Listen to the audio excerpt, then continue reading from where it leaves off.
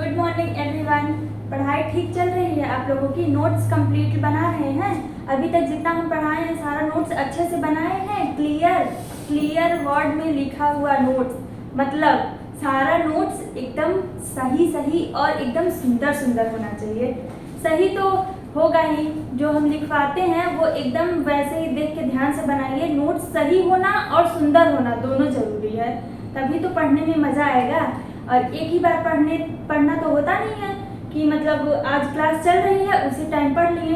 Revision भी तो करना होता है, और रिवीजन हम उसी नोट से ज़्यादा बढ़िया कर सकते हैं जो नोट सुंदर बना होता है। तो कॉपी पेन निकालिए और फिर अब आज की पढ़ाई स्टार्ट करते हैं। पहले ये देखते हैं कि कितना हम लोग आइसोमर में पढ़ चुके हैं। एक बार जल्दी से रिवीजन कर लेते हैं। हम लोग पढ़े chain isomer and position isomer. Chain isomer में क्या होता था, पेरेंट चेन सेम होती थी, और पोजीशन आइसोमर में पेरेंट चेन डिफरेंट होती थी। नोट्स खोले हैं? नोट्स खोलिए और मैं जो बोल रही हूँ उसको जरा ध्यान से देखिए। चेन आइसोमर में क्या होता था, पेरेंट चेन खोजते थे हम लोग, मतलब number of carbon in main chain. यही होता है ना पेरेंट चेन का मतलब, याद है आप लोगों को?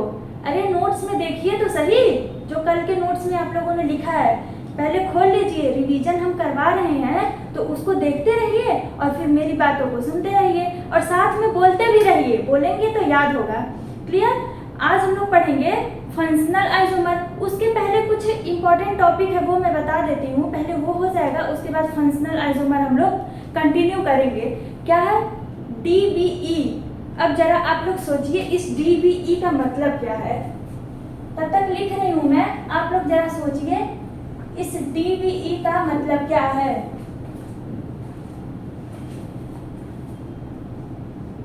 दिख रहा है ना? पढ़ते भी रहिए, अभी हम भी पढ़ के सुना देंगे। डबल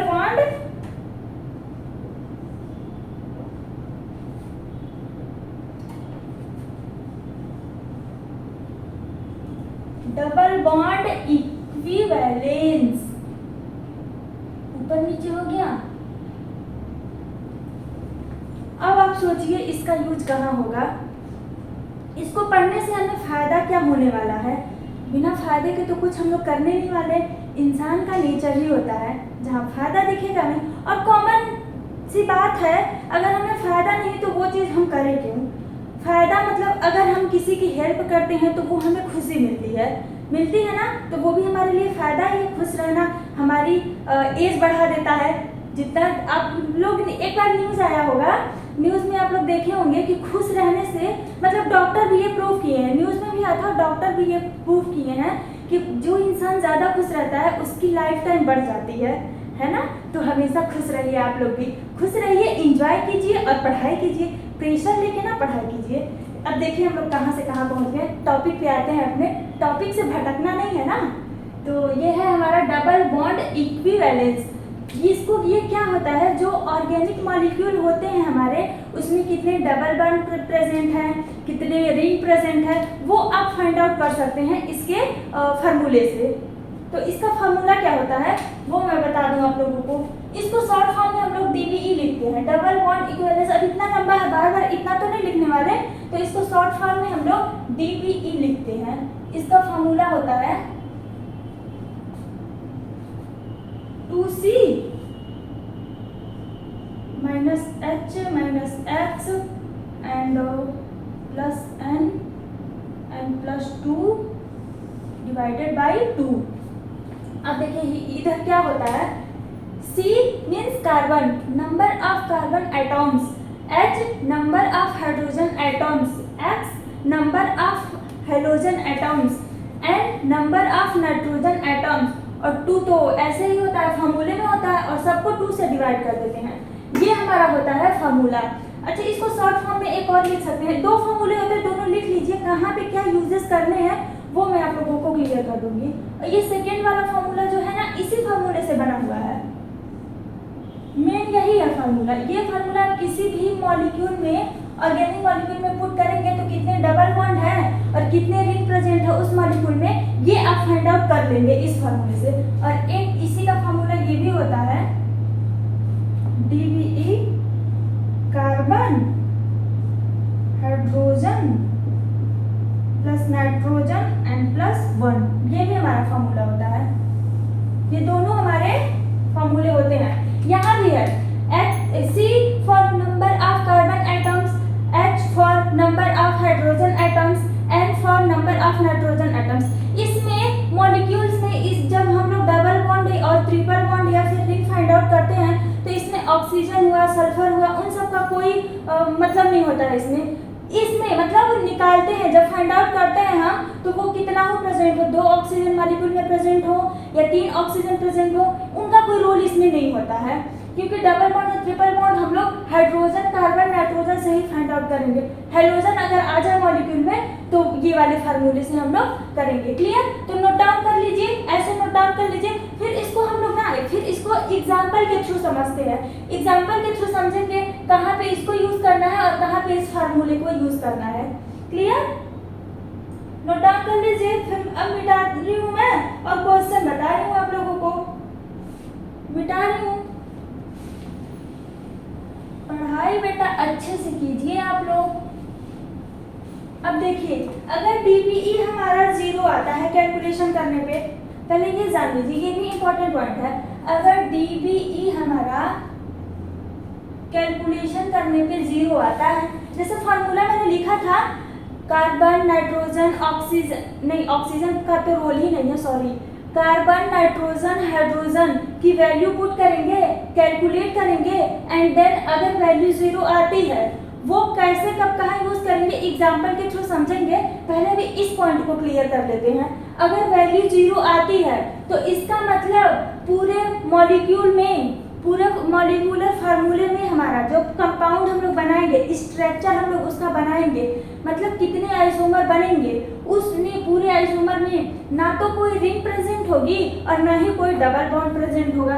अगर डीबीई 0 हमारी आती है कैलकुलेशन करने पे उस ऑर्गेनिक मॉलिक्यूल की, डीबीई 0 आती है तो वो सारे स्ट्रक्चर मतलब सिंगल बॉन्ड से ही बने हुए हैं। उस पूरे स्ट्रक्चर में, ऑर्गेनिक कंपाउंड के स्ट्रक्चर में ना तो कहीं डबल बॉन्ड आएगा और ना ही कोई रिंग प्रेजेंट होगा, मतलब no double bond, no double bond, no ring, दोनों प्रेजेंट नहीं होने वाली है। और अगर ये हमारा फर्स्ट है और सेकंड, अगर डीबीई की वैल्यू 1 आती है, दैट मीन्स 1 डबल बॉन्ड और 1 रिंग प्रेजेंट होगी। दैट मीन्स क्या क्या प्रेजेंट होने वाली है हमारी कंपाउंड में? 1 डबल बॉन्ड एंड 1 रिंग। ध्यान दीजिएगा, 1 रिंग प्रेजेंट होगी। मैंने रिंग बोला है, बेंजीन रिंग नहीं बोला है। रिंग और बेंजीन रिंग में डिफरेंट जान लीजिए। ये हमारी रिंग होती है और ये हमारी बेंजीन रिंग होती है ना? तो मैंने रिंग बोला है, रिंग, ना कि benzene ring. Clear? 1 double bond, या ये और करके लिखेंगे इसको, ये नहीं कि दोनों प्रेजेंट हो जाएगी, ये नहीं कि डबल बॉन्ड भी आ जाएगा और रिंग भी आ जाएगा, नहीं, या तो डबल बॉन्ड आएगा या तो रिंग आने वाली है, दोनों में से एक प्रेजेंट होगी। अगर डीबीई हमारी 2 आती है, मतलब डीबीई की वैल्यू 2 आती है, नोट डाउन हो गया? नोट डाउन कर लीजिए। नोट्स साथ में बनाते रहिए आप लोग, साथ में नोट्स बनाएंगे तो और अच्छा से समझ पाएंगे। तीसरा है हमारा, अगर डीबीई की वैल्यू 2 आती है, दैट मीन्स अगर डीबीई की वैल्यू 2 आती है तो दैट मीन्स हमारी कंपाउंड में एक डबल बॉन्ड प्रेजेंट होगी और एक रिंग प्रेजेंट होगी। पहला तो ये हो सकता है, एक डबल बॉन्ड प्रेजेंट होगी, एक रिंग प्रेजेंट होगी, और दूसरा क्या हो सकता है हमारा, या तो 2 डबल बॉन्ड होगा या फिर 2 रिंग प्रेजेंट होगी। क्लियर? समझ में आ रहा है? लिख के बता रही हूँ। या तो 2 डबल बॉन्ड होगा, मैंने क्या क्या बोला, या तो 2 डबल बॉन्ड प्रेजेंट होगा और लिखेंगे 2 में से एक ही हो सकता है, या तो 2 रिंग प्रेजेंट होगी उस कंपाउंड में, एंड नेक्स्ट और 1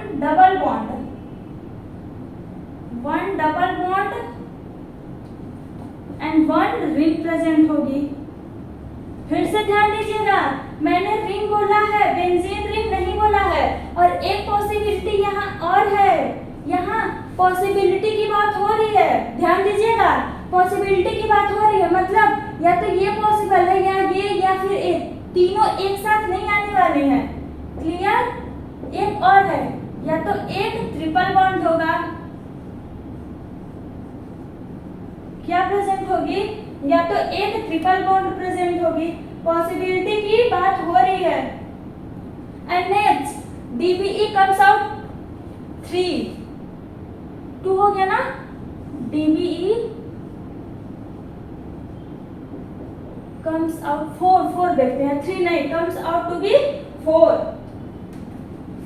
अब 4 आता है तो क्या हो सकता है, 4 आने का मतलब क्या हो सकता है, इसमें क्या क्या पॉसिबिलिटी हो सकती है, ध्यान से देखिए, ये 4 है ना, ये 4 है, तो ये इधर 1 रिंग हो सकता है और 3 ट्रिपल बॉन्ड प्रेजेंट हो सकती है, मतलब इसमें बेंजीन रिंग प्रेजेंट हो सकती है। अगर DBE की वैल्यू 4 होती है, पॉसिबिलिटी है, यहाँ पे पॉसिबिलिटी है, DBE की वैल्यू 4 आती है, तो या तो एक ये रिंग हो सकता है और या तो एक 3 ये जो है ये बॉन्ड हो सकते हैं, double bond. Clear? 3 double bond present हो सकते हैं। और क्या हो सकता है, so that means benzene ring. ध्यान दीजिएगा, यहाँ पे मैंने रिंग नहीं बोला, बेंजीन रिंग।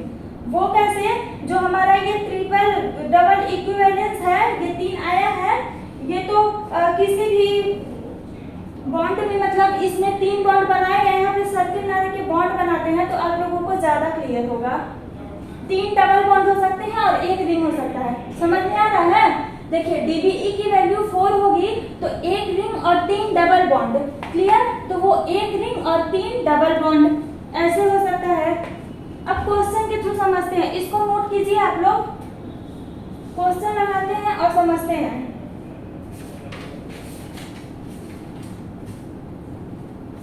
नोट हो गया? अब एग्जाम्पल देखते हैं और फिर सब समझते हैं।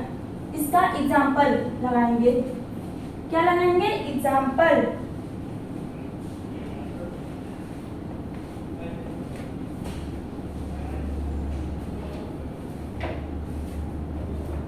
फर्स्ट एग्जाम्पल है हमारा, इसका लेते हैं, चलिए हेलोजन ग्रुप लेके देख लेते हैं। हेलोजन ग्रुप, ये हमारा ऑर्गेनिक मॉलिक्यूल है, ये ऑर्गेनिक मॉलिक्यूल है, इसमें कितने डबल बॉन्ड होंगे प्रेजेंट। अच्छा, इसका अगर हमें स्ट्रक्चर बनाने के लिए कहे तो वो अभी ऐसे नहीं बना सकते ना, इसका रिंग भी बन सकता है, 5 है तो रिंग भी बन सकता है, ओपन चेन का भी स्ट्रक्चर बन सकता है। इसके कितने स्ट्रक्चर बनेंगे ये हमें पता हो जाए तो हमारे लिए थोड़ा इजी हो जाएगा ना, इसको ड्रॉ करना, स्ट्रक्चर ड्रॉ करना। उसके लिए हम लोग सबसे पहले क्या करेंगे, देखेंगे इसमें कितने डबल बॉन्ड प्रेजेंट है, अगर वो पता चल जाए तो थोड़ा आसानी हो जाएगी स्ट्रक्चर तक पहुंचने में। क्लियर? तो ये डबल बॉन्ड हम लोग निकालने के लिए वही फॉर्मूला लगाएंगे।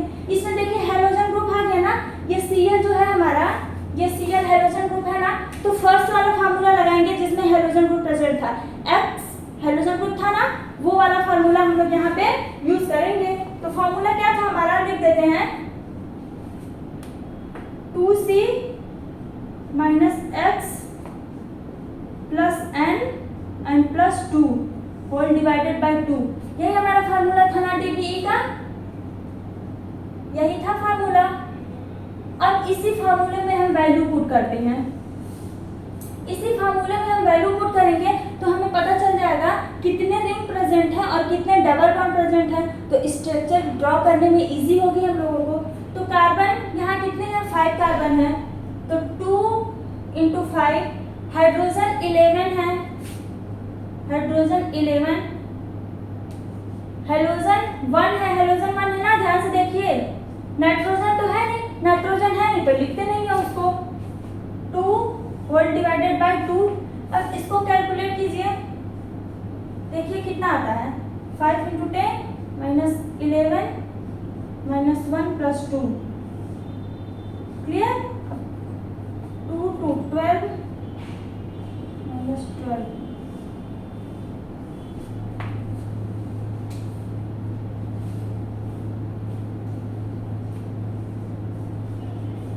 ये माइनस है, आया ना? ध्यान से देखिए, क्लियर?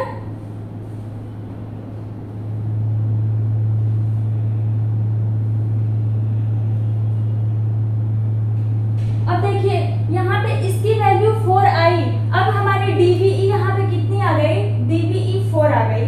अब 4 आ गई तो इसमें मैंने क्या बता रखा था आपको, अगर डीबीई हमारी 4 आती है, डीबीई हमारी 4 आती है तो डीबीई 4 आती है तो एक रिंग होगी और 3 ट्रिपल बॉन्ड होंगे, मतलब बेंजीन रिंग प्रेजेंट हो जाएगी। क्लियर? हो सकती है, प्रेजेंट हो सकती है, पॉसिबिलिटी है यहाँ पे। और ये तो 5 है तो ओपन चेन भी बन सकता है स्ट्रक्चर, यहाँ पे पॉसिबिलिटी की बात हो रही थी। अब सेकेंड वाला जो था हमारा फार्मूला, उसको यूज करते हैं और देखते हैं ना, मैक्सिमम यूज हम सेकेंड वाले फार्मूले का ही करते हैं, मैक्सिमम वही वाली यूज होती है हमारी। C3H6 ये है हमारी, इसमें बोलता है all structural isomer, all structural isomer कितने होंगे?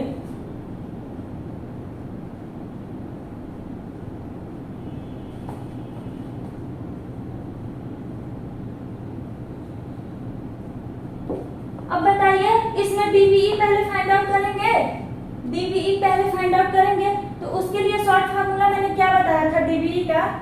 कार्बन हाइड्रोजन का डिवाइड करेंगे प्लस नाइट्रोजन का डिवाइड एंड प्लस 1, ये होता है, ये था ना हमारा फार्मूला। अब इस फार्मूले में वैल्यू पुट करते हैं, कार्बन कितना है, कितना है कार्बन? नाइट्रोजन है ही नहीं तो 1, कार्बन 3 है, नाइट्रोजन है ही नहीं तो उसको छोड़ देंगे।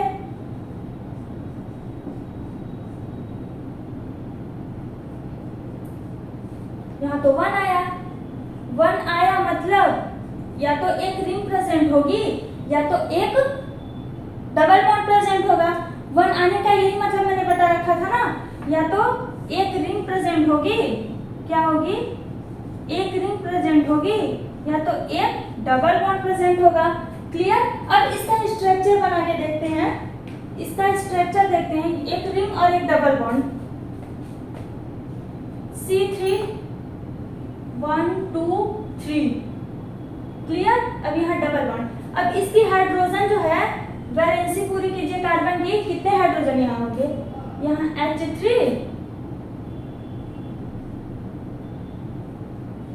देखिए 2 3 4 2 3 4, ये हमारी पहली स्ट्रक्चर होगी। आई ना, एक डबल बॉन्ड आया ना। अब इसको किसी और तरह से और बना सकते हैं क्या? इसमें किसी और तरह से बना सकते हैं क्या? मान लीजिए किसी के दिमाग में आ रहा हो कि मैम ऐसे नहीं, हम ऐसे बनाएंगे, कैसे बनाएंगे? ऐसे बनाएंगे, तो कोई बात नहीं, ऐसे बनाएंगे। अब दोनों स्ट्रक्चर को ध्यान से देखिए, दोनों स्ट्रक्चर को ध्यान से देखिए, ये ब्यूटेन 1 इन और ये भी ब्यूटेन 1 इन, ब्यूट 1 इन, ये भी ब्यूट 1 इन, ये भी ब्यूट 1 इन। अब इसका IUPAC नेम सेम हो रहा है कि नहीं हो रहा है? ध्यान से देखिए, दोनों फार्मूले का, ये सेम फार्मूले का दोनों स्ट्रक्चर जो है सिमिलर है ना, तो एक ही बनाते हैं, या तो ऊपर वाला बनाएंगे या फिर नीचे वाला, और कोई पॉसिबल इसकी स्ट्रक्चर है ही नहीं। चलो ठीक है, अब इसमें बोल रहा है कि रिंग भी हो सकती है, रिंग, बेंजीन रिंग में ध्यान दीजिएगा, रिंग, तो रिंग वाला भी बना के देखते हैं। कितने की कार्बन है? 3 की, तो 3 की ही रिंग पॉसिबल होगी। ये देखिए, अब यहाँ पे हाइड्रोजन, यहाँ पे ऐसे ऐसे, मतलब 2-2 हाइड्रोजन आने वाला है। अब दोनों में काउंट कर लीजिए कि 6 हाइड्रोजन और 3 कार्बन प्रेजेंट है कि नहीं प्रेजेंट है। देखिए यहाँ पे 3 1 4 4 2 6, मतलब 6 हाइड्रोजन तो प्रेजेंट है। अब जब डीबीई हम लोगों ने निकाला है तो उसमें देखा, या तो पॉसिबिलिटी है यहाँ पे, ध्यान दीजिएगा, या तो रिंग होगी और या तो डबल बॉन्ड होगा। एक ही स्ट्रक्चर में दोनों नहीं प्रेजेंट होंगे कि मतलब एक ही स्ट्रक्चर बनाया, रिंग भी आ गई और उसी में डबल बॉन्ड भी आ गया, नहीं, अलग अलग स्ट्रक्चर इसके होंगे। तो फर्स्ट वाले में डबल बॉन्ड आया और सेकंड वाला हमने बनाया तो रिंग, और वो भी मॉलिक्यूल जो भी है सारे फार्मूले इसमें अप्लाई हो गए। देखिए 3 कार्बन यहाँ पे थे तो 3 कार्बन प्रेजेंट है, 6 हाइड्रोजन थे तो 2 2 4 2 6 हाइड्रोजन इसमें भी प्रेजेंट है। क्लियर? क्लियर हुआ? अब सेकेंड देखते हैं, एक एग्जांपल और देखते हैं, नोट डाउन करते रहिएगा। अब एक एग्जांपल से और समझते हैं, फिर उसके बाद हम लोग अपना फंक्शनल ग्रुप का क्वेश्चन लगाएंगे, उसको पढ़ेंगे। उसमें इसका यूज होगा, जब फंक्शनल ग्रुप हम लोग पढ़ेंगे तो उसमें डीबीई का यूज होगा, इसलिए मैंने अभी आप लोगों को यहाँ पे बता दिया है।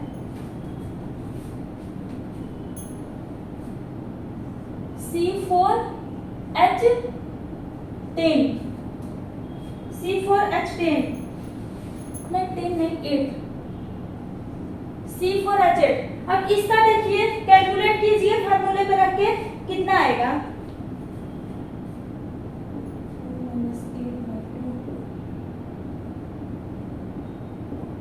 वन आ रहा है ना? देखिए फार्मूला रखिए, ये है ना मेरा फार्मूला।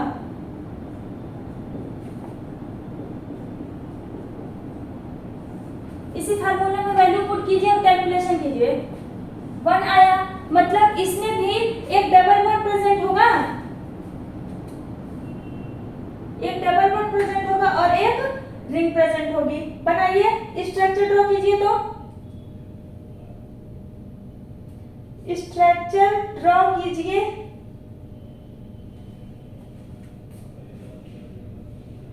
Four 2 3 4 clear?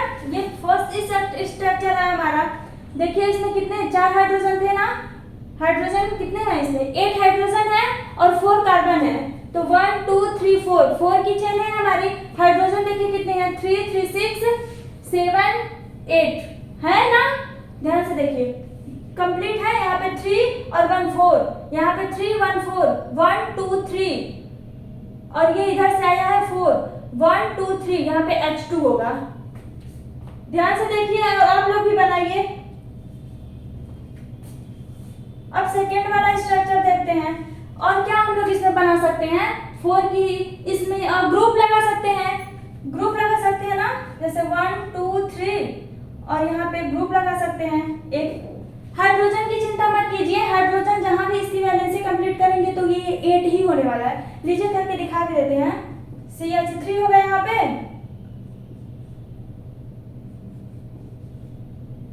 यहाँ पे 1 होगा। क्लियर? क्लियर है ना? अब देखिए हम लोग यहाँ 1 आया, इसका क्या मतलब आया?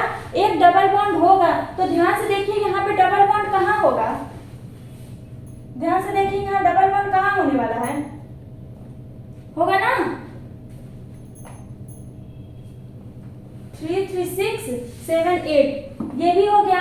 और कोई स्ट्रक्चर इसका बना सकते हैं? हाँ, डबल बॉन्ड यहाँ पे कर सकते हैं, सेकेंड वाले कार्बन पे। अगर फर्स्ट वाले कार्बन पे करते हैं तो इसी ये जो फर्स्ट वाला स्ट्रक्चर है इसी का सिमिलर होने वाला है, और अगर सेकेंड वाले पे करते हैं तो वो थोड़ा डिफरेंस होगा, उसको भी बना के देखते हैं।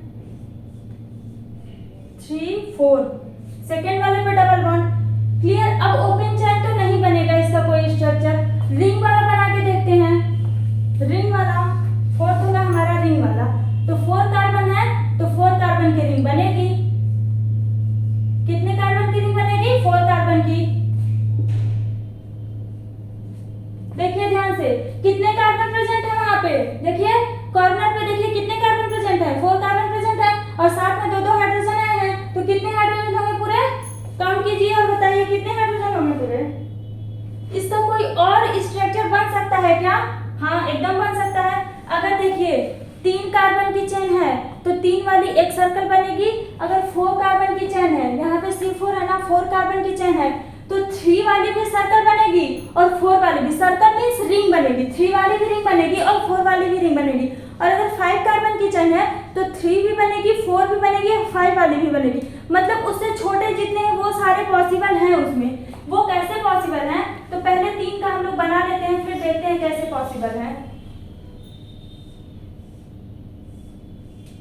ये रही हमारी 3 कार्बन की रिंग। अब देखिए इसमें 3 है ना, 1 अभी बच रहा है, तो कहीं भी इसको ऐड कर दीजिए, सब्स्टिट्यूएंट उसकी कहीं भी लगा दीजिए। और इस वाले कार्बन पे लगाते हैं, मतलब ऊपर वाले कार्बन पे लगाते हैं, तो वो सिमिलर ही होगा। तीनों में से किसी भी कार्बन पे हम लोग ग्रुप ऐड करें, और यूपीएससी नेम सेम ही होने वाली है, क्योंकि नंबरिंग वहीं से हम लोग स्टार्ट करेंगे जहां पे फंक्शनल ग्रुप रहेगा। क्लियर? अब नोट डाउन कीजिए, इसको नोट डाउन कीजिए, और मेरे ख्याल से अब ये क्लियर हो गया होगा।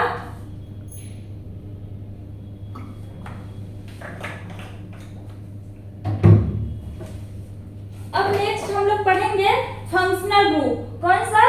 Functional group. उसमें ये यूज होने वाला है जब उसके आइसोमर हम लोग लगाएंगे तो उसमें फंक्शनल ग्रुप में कितने डबल बॉन्ड है, उसके ऑर्गेनिक मॉलिक्यूल में, फंक्शनल ग्रुप के ऑर्गेनिक मॉलिक्यूल में कितने डबल बॉन्ड हैं। स्ट्रक्चर ड्रॉ करने से पहले हम लोग ये फाइंड करेंगे, तभी तो सारे आइसोमर, कितने आइसोमर होंगे बनाने में इजी होगा, हम लोगों को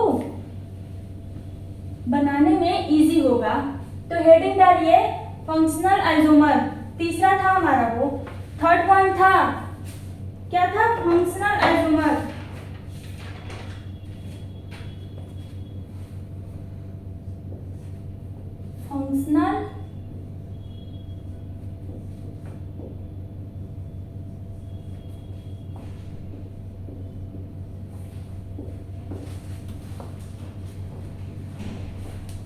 फंक्शनल आइसोमर, इसमें क्या होता है ध्यान से देखिए।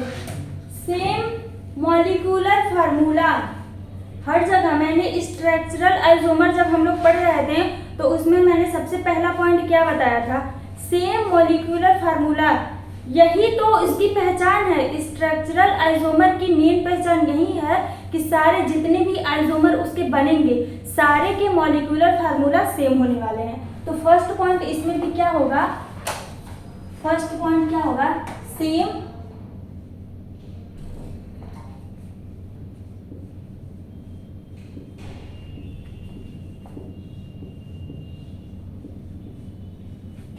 मॉलिक्यूलर फार्मूला, बट अब डिफरेंट क्या होगा? डिफरेंट क्या होगा? आप लोग कुछ दिमाग लगाइए। कल मैंने क्या बताया था?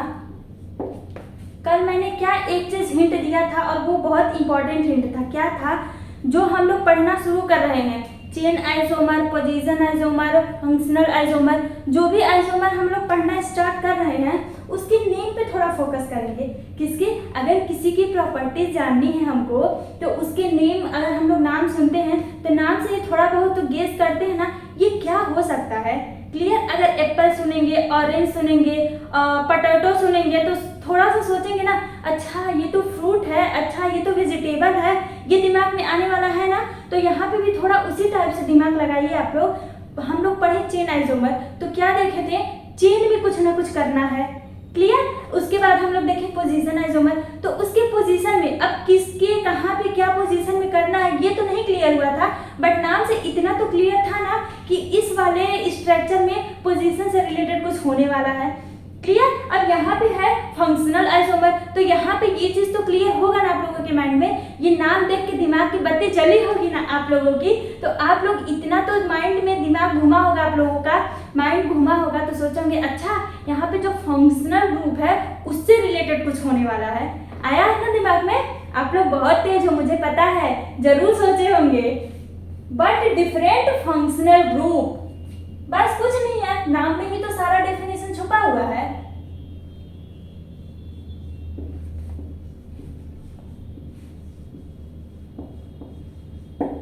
But different functional group. अब देखिए, अब इसमें क्या होता है, एग्जाम्पल के थ्रू इसको भी समझते हैं, एग्जाम्पल से समझेंगे। पहला एग्जाम्पल लेंगे अल्कोहल और ईथर का। अब आप सोचिए, पूछिए, सोचिए भी, पूछिए भी क्वेश्चन पे, मैं अल्कोहल और ईथर क्यों लेते हैं? क्योंकि बेटा इसका जनरल फार्मूला जो होता है सेम होता है। ओ आता है, ऑक्सीजन आता है, ओ का मतलब ऑक्सीजन, ऑक्सीजन और हाइड्रोजन को मिला के हम लोग अल्कोहल भी बना सकते हैं, और उसी मॉलिक्यूल से, उसी ऑक्सीजन से हम लोग ईथर भी बना सकते हैं ना।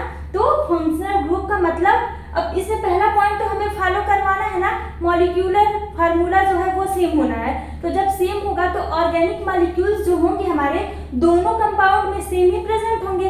तो अगर हमें एक मॉलिक्यूल मिलेगा और ऑक्सीजन, तो वो दोनों ही कंपाउंड में हमको प्रेजेंट कराने हैं। इसलिए ऐसा ग्रुप देखेंगे, ऐसा ही क्वेश्चन में देगा भी, ऐसा ही देगा कि उसी मॉलिक्यूल से हम दो कंपाउंड कैसे बना सकते हैं। क्लियर। तो पहले हम लोग देखेंगे अल्कोहल ईथर। अगर ऑक्सीजन आता है तो आप लोग सोचिए उससे क्या क्या बन सकता है। अल्कोहल बन सकता है, ईथर बन सकता है, एल्डिहाइड बन सकता है, कीटोन बन सकता है। एसिड तो बनेगा नहीं, एसिड नहीं बनेगा ना, क्योंकि यहाँ पे उसके लिए डबल बॉन्ड चाहिए वगैरह चाहिए, मतलब यहाँ पे आपका यही चार बन सकता है।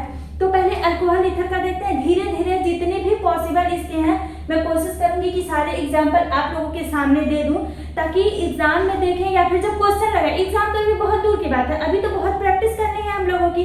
दोनों लोग को मिलकर मेहनत करनी है। आप भी मेहनत कीजिए और हम भी मेहनत करेंगे, फिर हम लोग एग्जाम तक पहुंचेंगे। तो उसके लिए भी क्वेश्चंस की प्रैक्टिस करनी है। तो मैं कोशिश करूंगी कि इतना एग्जाम्पल आप लोगों को बताते चलूं कि क्वेश्चन जब आप लोग लगाएं तो सब देखा देखा सा एग्जाम्पल लगे, कि मतलब हाँ इसका एग्जाम्पल हम लोगों ने लगा रखा था तो इस क्वेश्चन में ऐसा ऐसा हो सकता है ना। तो क्लियर है। अब इसका एग्जाम्पल देखते हैं। सबसे पहले अल्कोहल और ईथर का। अल्कोहल एंड ईथर, इसका जनरल फार्मूला क्या होता है। अल्कोहल और ईथर का जनरल फार्मूला क्या होता है। C3 नहीं, वो मॉलिक्यूल बता रही थी। जनरल फार्मूला इसका होता है CnH2n+2O। क्या होता है। CnH2n+2O।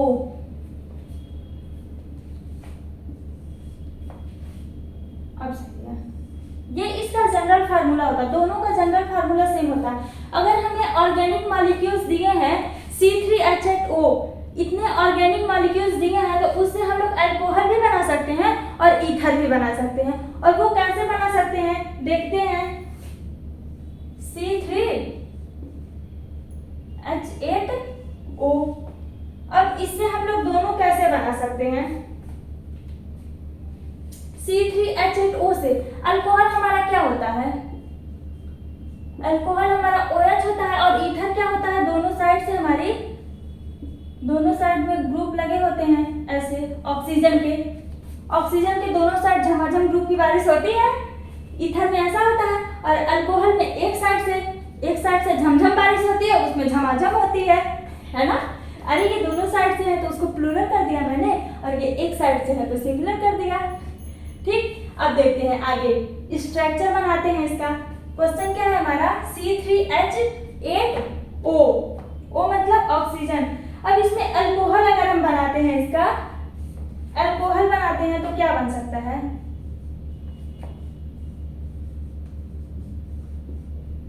ये बनेगा, देखिए ध्यान से। क्लियर।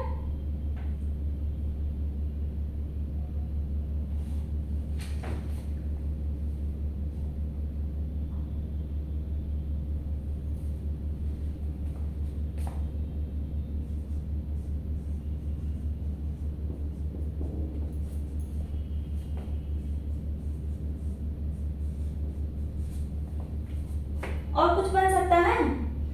अगर इस ऑक्सीजन को अल्कोहल को इधर फर्स्ट वाले कार्बन पे लगाते हैं तो सेम ही होगा, क्योंकि जब नेमिंग हम लोग करेंगे, नंबरिंग हम लोग करेंगे तो जहाँ पे अल्कोहल ग्रुप प्रेजेंट होगा वहीं से स्टार्ट करेंगे। तो ये लास्ट में लगाए तो भी नंबरिंग यहाँ से स्टार्ट करेंगे। अगर फर्स्ट वाले कार्बन पे हम लगा दें तो फर्स्ट वाले कार्बन से नंबरिंग स्टार्ट करेंगे। तो सिमिलर ही होने वाला है स्ट्रक्चर। और दूसरा काम हम लोग क्या कर सकते हैं, ये 3 का वो हो गया कि सेकेंड नंबर वाले कार्बन पे अल्कोहल लगा सकते हैं। देखिए ध्यान से, सेकेंड नंबर वाले कार्बन पे अल्कोहल लगा सकते हैं। हाइड्रोजन लगा के वैलेंसी कंप्लीट कर लीजिए, कंफ्यूजन ना रहे। ताकि वैसे आगे नहीं लगाने वाले हैं, आगे ऐसे ही आपको समझना पड़ेगा, क्योंकि एग्जाम में भी शायद ही लगा रहा है। मैक्सिमम तो एग्जाम में आप लोगों को चेन वाला स्ट्रक्चर ड्रॉ करेगा, ऐसे तो शायद देगा भी नहीं। अभी समझ में आ जाए आप लोगों को अच्छे से, इसलिए मैंने इस तरह वाला स्ट्रक्चर ड्रॉ कर दिया है। क्लियर। वैसे आप लोग जब क्वेश्चन वगैरह लगाइएगा तो मैक्सिमम कोशिश कीजिएगा कि चेन स्ट्रक्चर ड्रॉ करें। अब देखिए इसमें ईथर वाला हम लोग क्या बना सकते हैं। ईथर वाला क्या बन सकता है।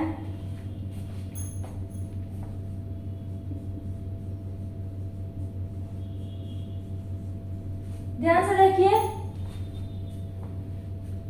सही है। अरे आप लोग बताइए ना, सही है मेरे होशियार बच्चे। अच्छा, इसमें एक चीज तो मैंने अभी जो पढ़ाया वो तो यूज नहीं किया, स्ट्रक्चर ड्रॉ कर दिया, क्योंकि ये छोटा ऑर्गेनिक मॉलिक्यूल है। इसमें डीबीई निकालते हैं, इसमें क्या निकालते हैं हम लोग, डीबीई, यहाँ पे डीबीई निकाल के देखते हैं। वैसे तो मुझे पता है इसमें कहीं डबल बॉन्ड नहीं है। मान लीजिए अभी ऐसे ही आपको हम क्वेश्चन दे देते हैं C3H8O, इसके सारे आइसोमर, जितने आइसोमर होंगे बनाइए आप लोग। क्लियर? तो आप लोग सबसे पहले इसमें ये पता करने की कोशिश कीजिएगा कि डबल बॉन्ड है कि नहीं है, इस मॉलिक्यूल में कहीं डबल बॉन्ड और रिंग प्रेजेंट है कि नहीं है। क्लियर? तो अब देखिए इसके लिए हम लोग फार्मूला लगाएंगे। क्या फार्मूला था हमारा? फार्मूला क्या था हमारा?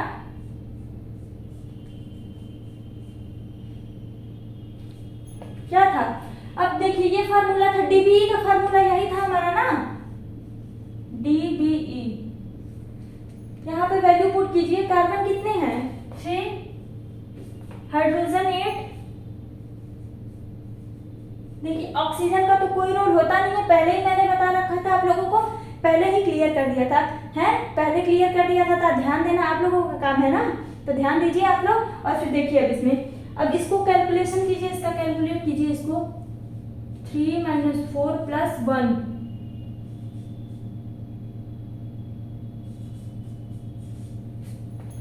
क्या आया? 0 आया ना, 0। अब 0 आने का मतलब मैंने क्या बताया आपको, दिख रहा है कि नहीं? चलिए ऊपर लिख देते हैं, क्या पता दिख नहीं रहा हो।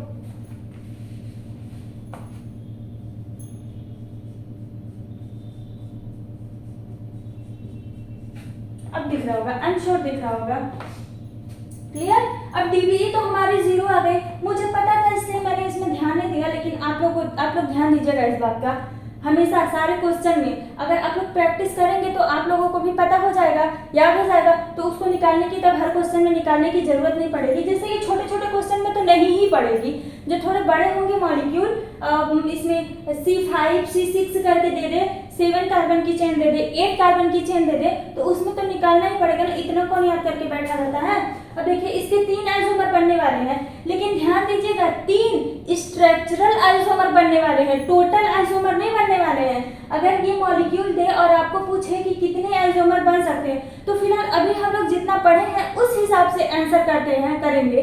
जब पूरा आप लोग पढ़ लेंगे तो अभी देखिएगा इसी के कितने आइसोमर बनेंगे, ऑप्टिकल में, ज्योमेट्रिकल में कई सारे आइसोमर बनने लगेंगे। क्लियर? तो अभी यहाँ पे 3 स्ट्रक्चरल आइसोमर बनेंगे।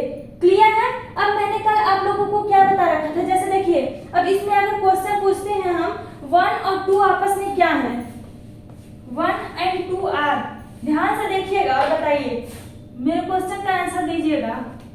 1 and 2 आर, कल जो पढ़े हम लोग उसको भी ध्यान दीजिएगा। 1 and 3 आर, 2 and 3,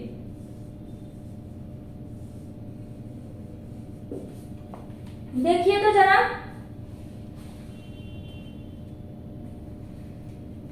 1 and 2 क्या है? इसमें देखिए दोनों की जो पेरेंट चेन है वो इक्वल आ रही है, 3 कार्बन की चेन इसमें भी है और 3 कार्बन की चेन इसमें भी है। अगर पेरेंट चेन सेम होती है तो वो पोजीशन आइसोमर होगा, अगर पेरेंट चेन डिफरेंट होगी तो वो चेन आइसोमर होगा। कल वाला याद है ना? देखिए ध्यान से सुनिए, ये बहुत कंफ्यूजन होता है, ये ना आप लोग जब तक क्वेश्चन की प्रैक्टिस नहीं करेंगे तब तक कंफ्यूजन में रहेंगे कि पोजीशन, पेरेंट चेन सेम होगी तो क्या होगा, पेरेंट चेन डिफरेंट होगी तो क्या होगा।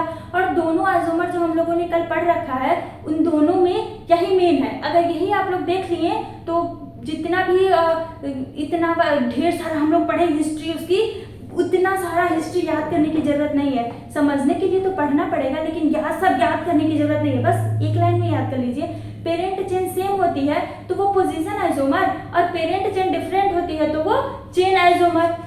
देखिए यहाँ पे पेरेंट चेन सेम है, ये जो ग्रुप है अल्कोहल और अल्कोहल सेम ग्रुप है ना, सेम ग्रुप है। देखिए ये भी अल्कोहल है, ये भी अल्कोहल है, ये फर्स्ट वाले कार्बन पे है और ये सेकंड वाले कार्बन पे है, पोजीशन चेंज है दोनों की।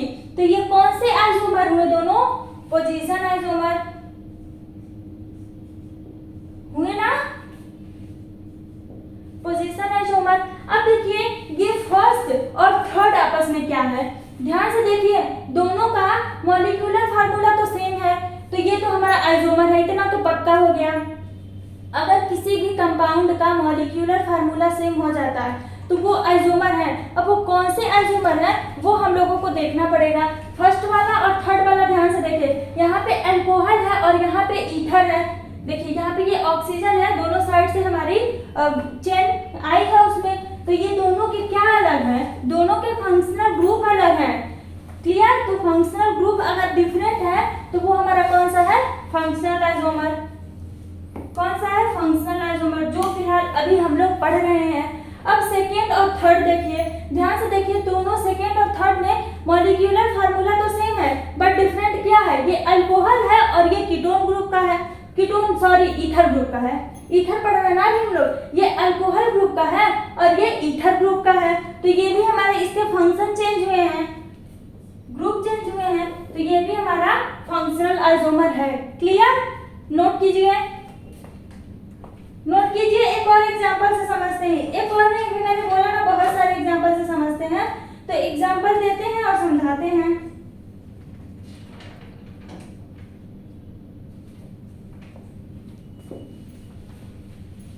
अब लिखिए सेकंड एग्जांपल लिखिए, C2H6 और उसके आइसोमर बनाइए आप लोग। मॉलिक्यूल दे रहे हैं C2H6, उसके आइसोमर बनाइए, कितने बनेंगे, अलग अलग ग्रुप के होने चाहिए, अल्कोहल और ईथर। C2H6O सेकेंड एग्जांपल है हमारा, अल्कोहल और ईथर होने चाहिए, क्या होने चाहिए, अल्कोहल और ईथर। क्लियर?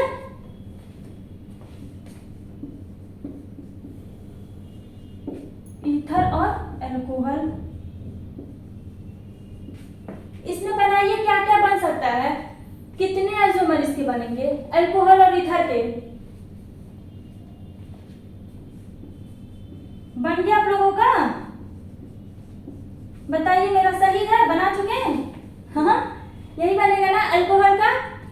देखिए अब यहाँ अल्कोहल फर्स्ट वाले पे लगाए या ये सेकेंड वाले पे लगाए, सेम ही होने वाला है, फर्स्ट वाले पे लगाए या सेकेंड वाले पे लगाए, वो कैसे सेम होगा, जहां भी हमारा अल्कोहल ग्रुप होगा वहीं से नंबरिंग स्टार्ट करेंगे, और अगर सेकेंड वाले पे लगाते हैं तो भी नंबरिंग करेंगे यहीं से 1 और 2, और अगर स्टार्टिंग में ही अल्कोहल लगाते हैं तो नंबरिंग इधर से करेंगे, जिधर हमारा अल्कोहल ग्रुप होगा उधर से नंबरिंग स्टार्ट करेंगे। तो दोनों स्ट्रक्चर हमारी सिमिलर ही होगी। क्या होगी? सिमिलर होगी। ईथर में क्या बन सकता है, क्या बन सकता है, बन सकता है कि नहीं? ये हमारी क्या है, ये लिक्विड है और ये क्या है, हमारी गैस है। अल्कोहल लिक्विड होती है ना, और ये क्या है हमारी ईथर, ये एक गैस है। और कोई स्ट्रक्चर इसका बन सकता है? और कोई नहीं बन सकता है। तो इसमें 2 आइसोमर होंगे। अगर इसका भी हम लोग डीबीई निकालेंगे, ये जो था हमारा, मुझे तो पता है इसमें ना ही रिंग प्रेजेंट होगी। अरे जब कार्बन की 2 ही चेन है तो 2 चेन से तो कोई रिंग बनती नहीं है, मिनिमम 3 कार्बन होनी चाहिए, मिनिमम कार्बन 3 कार्बन तो होनी चाहिए, तभी तो हमारी रिंग बनेगी, मिनिमम 3 होनी चाहिए। अब 2 से क्या ही रिंग बना लेंगे हम लोग, क्या ही रिंग बनेगा 2 से, तो रिंग तो होगी नहीं। और रही बात डबल बॉन्ड की, तो फार्मूले में वैल्यू पुट करके निकाल लीजिए। फार्मूले में वैल्यू अगर पुट करेंगे तो फार्मूला क्या था हमारा, carbon, hydrogen, nitrogen and +1, formula यही था। अब इसमें नाइट्रोजन तो प्रेजेंट है नहीं, कार्बन ही प्रेजेंट है, तो देखिए कार्बन कितनी है, 2 कार्बन है।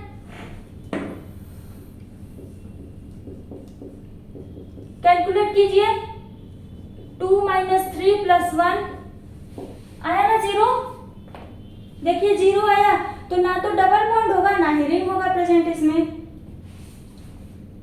क्लियर हुआ? अब नेक्स्ट देखिए, अल्कोहल एंड ईथर तो हो गया। अल्कोहल ईथर का इसी तरह देगा तो आप लोगों को एक जगह OH लगा के करना है स्ट्रक्चर, और एक जगह ऑक्सीजन बस लगा के दोनों साइड से चैन की झमाझम बारिश कर देंगे दोनों साइड से। अब नेक्स्ट हम लोग देखते हैं, नेक्स्ट की एक और एग्जांपल दे दे, होमवर्क दे दे आप लोगों को। अल्कोहल ईथर का एक और एग्जांपल दे दें।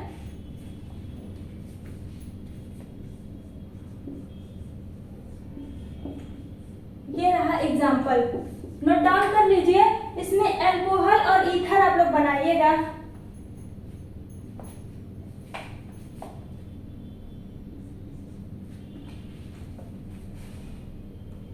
सही करके क्यों दें? अब आप लोग दिमाग लगाइएगा। वैसे तो हिंट तो पहले ही लिख दिया मैंने, जो पहले लिखा था वो अल्कोहल में जाएगा और इसके बाद अब हम लोग ईथर का बनाएंगे। इसके सारे आइसोमर बनाइएगा आप लोग, फिर कल इसको हम करवाएंगे। पहले ट्राई कीजिएगा आप लोग, होमवर्क है ये आप लोगों के लिए।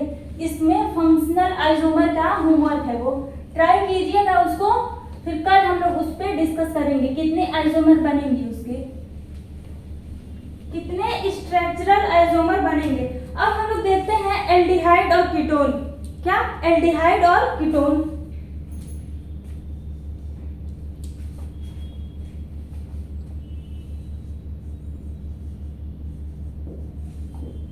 एल्डिहाइड एंड कीटोन, इसका जनरल फार्मूला क्या होता है?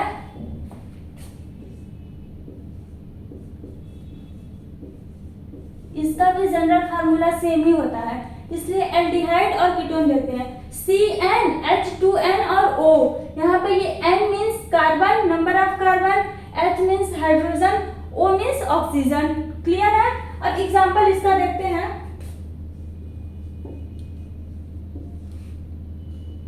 ये हमारा एग्जांपल है, एल्डिहाइड और कीटोन इसका बनाइए। एल्डिहाइड क्या होता है, कीटोन क्या होता है? कीटोन में दोनों साइड से रिंग आती है, हमारी चेन आती है हमारी।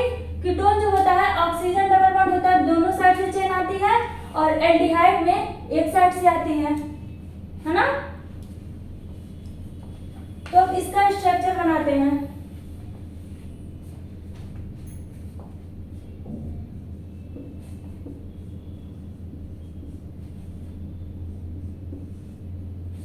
कितने कार्बन है? 1 2 3 कार्बन है। 1 2 3 हाइड्रोजन 6 होने चाहिए। 3 4 5 1 6 हाइड्रोजन प्रेजेंट है और ऑक्सीजन। अब देखिए इसमें पहले डीबी ही निकाल लीजिए, तब हमें पता चलेगा कितने डबल बॉन्ड है। डीबी फार्मूला फिर से जितनी बार फार्मूला लिखेंगे हम लोगों को उतना ही याद होगा। नाइट्रोजन तो प्रेजेंट है नहीं इसमें, नाइट्रोजन है नहीं तो नाइट्रोजन नहीं लिखते हैं। 3 6 हाइड्रोजन 6 है प्लस 1, देखिए 3 - 3 प्लस 1 आया ना। 1 आया मतलब 1 डबल बॉन्ड प्रेजेंट होगा और एक रिंग प्रेजेंट होगी। इसका क्या हम बताए थे? पॉसिबिलिटी बताए थे ना अभी इसके पीछे।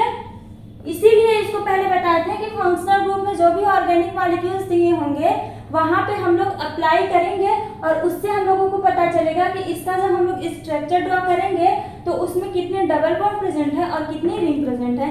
क्लियर? तो उसके लिए ये ध्यान दीजिए आप लोगों के लिए इजी होगा। आप लोगों के लिए, हमारे लिए, सबके लिए क्वेश्चन जब लगाएंगे तो ये बहुत हेल्प करने वाला है। अगर देखिए, अगर हम लोग को पता चल जाता है पहले ही कि इस ऑर्गेनिक मॉलिक्यूल में कितने डबल बॉन्ड है और कितने रिंग है तो इजी हो जाएगा ना, बड़ी हेल्प होगी हम लोगों की। क्लियर? तो ये है हमारा एल्डिहाइड, ये वाली ग्रुप है ना एल्डिहाइड है, ये ग्रुप है एल्डिहाइड। अब बनाएंगे इसका ही कीटोन, इसकी कीटोन बनाते हैं हम लोग।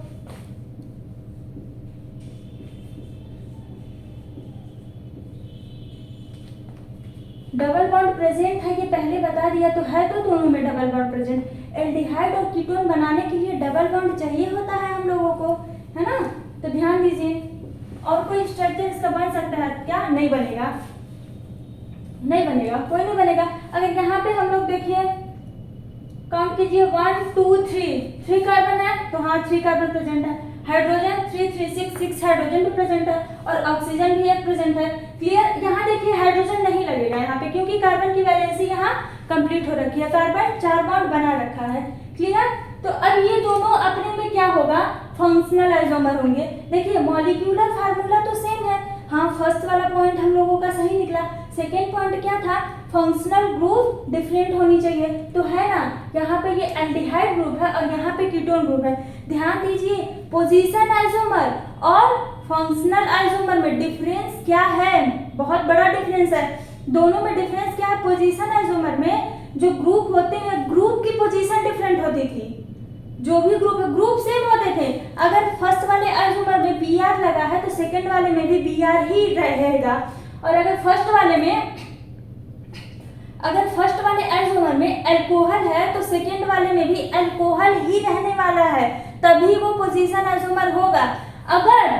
अगर गलती से फर्स्ट वाले में अल्कोहल और सेकंड वाले में ईथर या फिर कीटोन या फिर कुछ भी एल्डिहाइड आ जाता है और मॉलिक्यूलर फार्मूला सेम होता है, तो वो हमारा फंक्शनल आइसोमर होगा। क्यों? क्योंकि पूरा का पूरा फंक्शनल ग्रुप ही चेंज हो गया है ना उस कंपाउंड में, इसलिए फंक्शनल आइसोमर होने का बस 2 पॉइंट याद रखिए, मॉलिक्यूलर फार्मूला सेम और फंक्शनल ग्रुप डिफरेंट होने वाला है। पोजीशन से यहाँ कोई मतलब नहीं होता है इसका। क्यों नहीं होता है? क्योंकि जब ग्रुप ही डिफरेंट है तो पोजीशन तो डिफरेंट होगा ही होगा। क्लियर? अब देखते हैं थाइयाल एंड थायोईथर।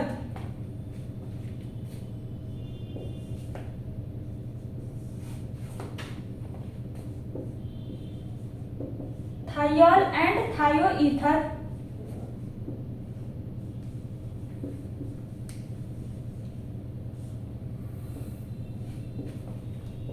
ये थर्ड वाला था हमारा, ये थर्ड वाला है हमारा और ये सेकेंड वाला था। क्लियर? अब थाइयाल एंड थायोईथर का एग्जांपल देते हैं, उससे समझिए।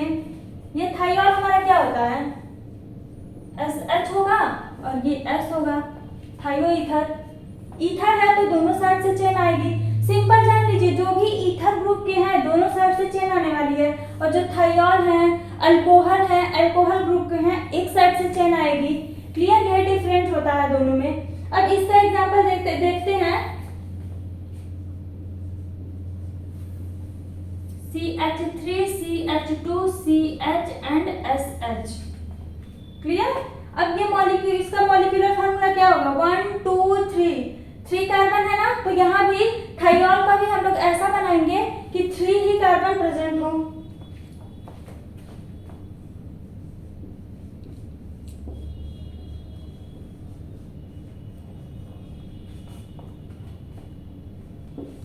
कार्बन ही प्रेजेंट हो। ध्यान से देखिए।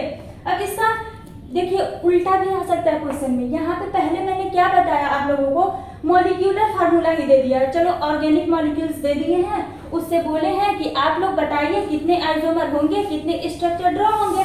क्लियर? वो तो हम लोगों ने समझ रखा है। अगर हम लोगों को दे देता है, स्ट्रक्चर ही दे देता है और कहता है कि अब बताइए ये कौन से आइसोमर है, तो उसके लिए सबसे पहले हम लोग देखेंगे कि जो भी स्ट्रक्चर वो दिया है, कंपाउंड जो भी दिया है, क्या उसके मॉलिक्यूलर सेम है। मॉलिक्यूल सेम है तो काउंट कर लीजिए। यहाँ पे 1 2 3 कार्बन यहाँ प्रेजेंट है और यहाँ पे 1 2 3। चलिए कार्बन तो 3 प्रेजेंट है, वो तो हो गई। अब हाइड्रोजन देख लीजिए, नंबर ऑफ हाइड्रोजन देख लीजिए, 3 2 5 5 2 7 1 8 हाइड्रोजन है।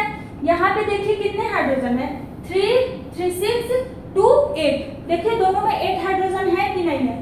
एक बार दोबारा आप लोग देख लीजिए, एक बार आप लोग दोबारा देख लीजिए, ये S है। एक बार दोबारा आप लोग ध्यान से देख लीजिए, मॉलिक्यूलर फार्मूला सेम हुआ कि नहीं हुआ। आइसोमर होने का सबसे बड़ा पॉइंट यही है कि मॉलिक्यूलर सेम होना चाहिए। दोनों कंपाउंड के, तीनों जितने भी कंपाउंड है, 3 4 5 जितने भी कंपाउंड दिए हैं सबके मॉलिक्यूल सेम होने चाहिए। पहला पॉइंट, स्ट्रक्चरल हो या स्टीरियो हो, कोई सा भी आइसोमर है, अगर वो आइसोमर है तो उनके मॉलिक्यूल सेम होंगे। पहला पॉइंट तो वो क्लियर है। अभी हम लोगों को कुछ नहीं पता है ये कौन सा चेन, पोजीशन, फंक्शन कुछ नहीं पता। मान लीजिए ऐसे सिंपली क्वेश्चन दे दिया, 2 कंपाउंड बना दिया और बोला कि कौन से आइसोमर है, तो सबसे पहले हम लोग उसमें देखेंगे कि इन दोनों के मॉलिक्यूल सेम है क्या, तो सेम है, मतलब सेम है, मतलब ये कोई ना कोई आइसोमर तो है। क्लियर? अब उसके बाद देखेंगे पेरेंट चेन देखेंगे। सबसे पहला काम पेरेंट चेन देखिए, इसमें 3 है, 1 2 3, इसमें तो 2 है, मतलब पेरेंट चेन डिफरेंट है। जब डिफरेंट है तो हम लोग सोचेंगे अगर सेम होता तो पोजीशन आइसोमर होता, डिफरेंट है तो चेन। अब चेन आइसोमर होने के लिए हम लोगों को ग्रुप सेम होने चाहिए, तो यहाँ तो ग्रुप ही डिफरेंट है। क्या डिफरेंट है? ग्रुप, फंक्शनल ग्रुप डिफरेंट है। यहाँ पे एसएच थाइयोल है और यहाँ पे सिर्फ एस है, थायोईथर है। अब ग्रुप डिफरेंट है तो सिंपल, जब ग्रुप डिफरेंट है तो फंक्शनल ग्रुप हो गया। क्लियर? अगर ग्रुप सेम होता तो चेन या फिर पोजीशन पे जाते, क्योंकि यहाँ पे ग्रुप डिफरेंट हो गया है इसलिए फंक्शनल पे आएंगे। तो ये क्या है आपस में? फंक्शनल आइसोमर तो है। क्लियर? नोट डाउन कर लीजिए।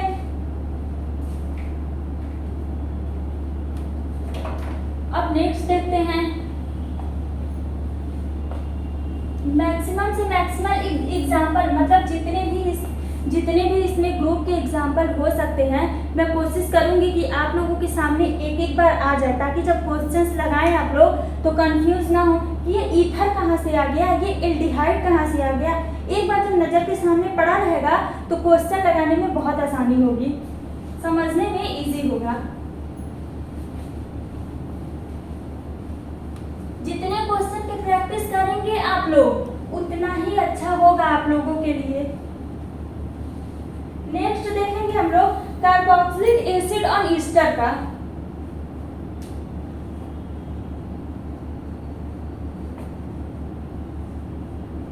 कार्बोक्सिलिक एसिड एंड ईस्टर का।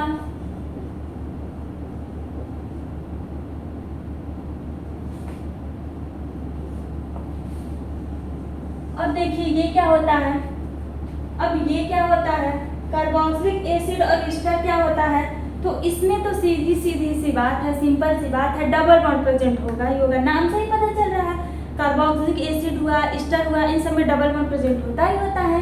तो इसमें डीबीई जो है निकालिए या ना निकालिए, लेकिन एक बार जब मॉलिक्यूल दिया होगा तो आप लोगों को अगर ये चीज़ नहीं याद है कि कार्बोक्सिलिक एसिड और ईस्टर में डबल बॉन्ड प्रेजेंट होता है तो कोई दिक्कत नहीं है। जिन को नहीं याद है ना तो टेंशन लेने वाली कोई दिक्कत नहीं है, आप लोग डीबीई निकाल लीजिएगा, वेरी इजी। क्लियर? एग्जाम्पल देखते हैं, रिंग का एग्जाम्पल देके समझा दें, क्योंकि रिंग भी इसमें आ सकता है। रिंग भी ऐसे दो कंपाउंड रिंग की दे देगा, पूछेगा कौन सा आइसोमर है। क्लियर? तो रिंग रहेगा तो आप लोग कैसे निकालेंगे वो देख लीजिए।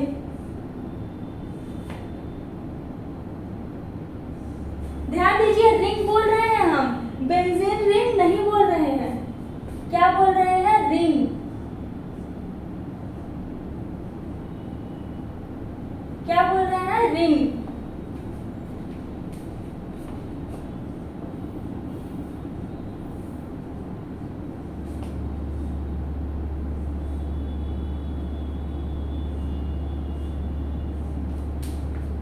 देखिए वो ईस्टर है उधर वाला और इधर वाला क्या है? कार्बोक्सिलिक एसिड है। क्या है? कार्बोक्सिलिक एसिड है।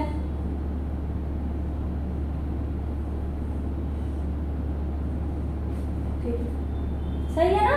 अब सुंदर बना है। देखिए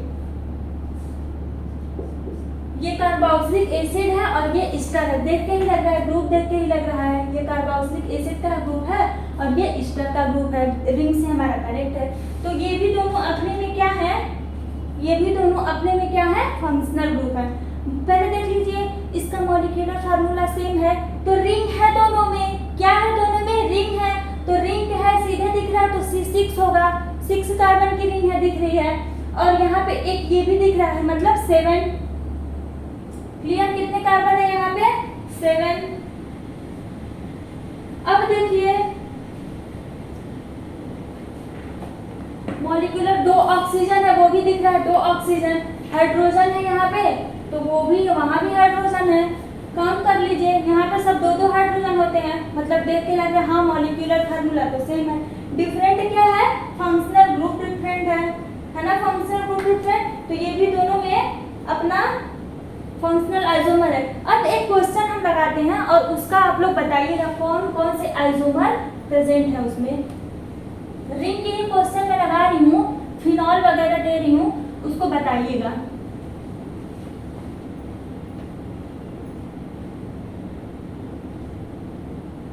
साथ में बनाते रहिए आप लोग भी।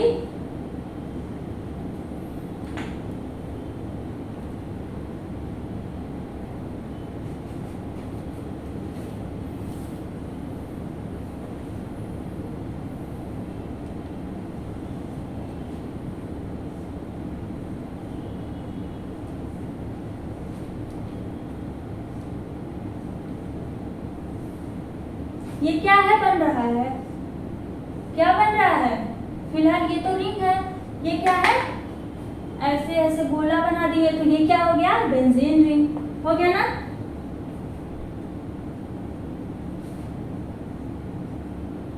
ये हमारा डायरेक्ट OH है तो ये क्या हो गया, फिनाइल ग्रुप का हो गया।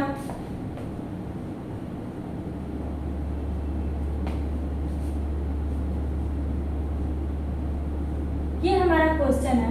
अब इस क्वेश्चन पे ध्यान दीजिएगा आप लोग, क्वेश्चन पे ध्यान दीजिएगा। नाम लिख दे, ये क्या है, OH है ना, तो अल्कोहल है ये पूरे, ये जो कंपाउंड है पूरे कंपाउंड का नाम नहीं है, ये अल्कोहल ग्रुप का कंपाउंड है। क्योंकि हमें आइसोमर निकालना है ना, तो ग्रुप की नेमिंग बस कर रहे हैं हम अभी आइसोमर निकालने के लिए। अगर इसमें IUPAC नेमिंग और वगैरह नेमिंग करनी होती तो ये पूरे कंपाउंड की नेमिंग नहीं है अभी। क्लियर, ये अल्कोहल हो गया, ये हमारा OH है तो ये फिनॉल हो गया, ये फिनॉल हो गया। और आगे वाले में डायरेक्ट O लगा है तो वो ईथर हो गया, उसके वाले में फिर OH है तो वो फिनॉल हो गया।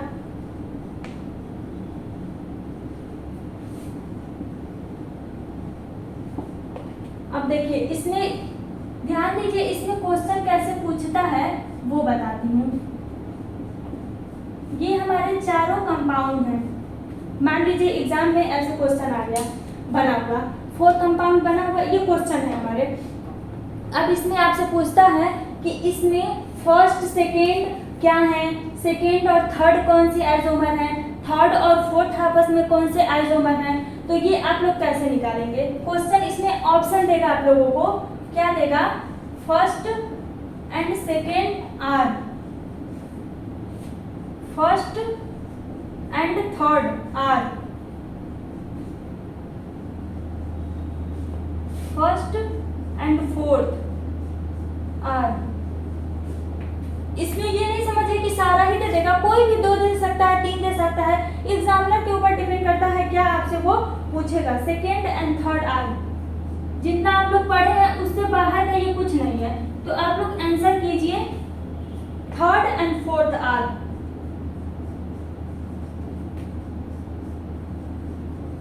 ऑलराइट, अब बताइए फर्स्ट और सेकेंड आपस में क्या है, बताइए फर्स्ट और सेकेंड। ध्यान से देखिए, ये हमारी बेंजीन रिंग है, क्या है, बेंजीन रिंग, ये भी हमारी क्या है, बेंजीन रिंग। मतलब इससे क्या मतलब है, यहाँ तक तो हमारा इक्वल है, क्लियर, सारे इक्वल हैं। अब आगे देखिए, यहाँ पे भी ऑक्सीजन और हाइड्रोजन है, यहाँ पे भी ऑक्सीजन और हाइड्रोजन है, यहाँ पे CH2 है, यहाँ भी CH3 है। इसका मतलब मॉलिक्यूल जो हमारे ऑर्गेनिक मॉलिक्यूल हैं, चारों कंपाउंड को ध्यान से जरा देखिए तो चारों कंपाउंड के ऑर्गेनिक मॉलिक्यूल तो सेम है। मतलब इससे क्या पता चलता है, ये चारों हमारे आइसोमर हैं। चलिए ये तो आइडेंटिफाई हो गया कि ये चारों हमारे आइसोमर हैं। सबसे पहले ये आइडेंटिफाई करना बहुत ज़रूरी है। अगर ये मान लीजिए इसमें से कोई एक आइसोमर है ही नहीं तो हम लोग कैसे लिख सकते हैं कि वो पोजीशन आइसोमर है कि चेन आइसोमर है। तो सबसे पहले ये ध्यान दीजिएगा, जो भी कंपाउंड दिया है मॉलिक्यूल सेम है तो वो आइसोमर है। चलो इतना तो क्लियर हो गया। अब आइसोमर है तो अब उसके बाद देखेंगे कौन से आइसोमर है। फर्स्ट और सेकेंड को ध्यान से देखिए तो यहाँ पे क्या है, ग्रुप डिफरेंट है, यहाँ पे अल्कोहल ग्रुप है और यहाँ पे क्या है, फिनॉल है। तो अलग क्या है इसमें, जो फंक्शनल ग्रुप है वो डिफरेंट है ना, जो फंक्शनल ग्रुप है वो डिफरेंट है। तो फर्स्ट और सेकेंड क्या है, फंक्शनल आइसोमर है। अब देखिए फर्स्ट और थर्ड को जरा ध्यान से देखिए, मॉलिक्यूल तो सेम है दोनों के।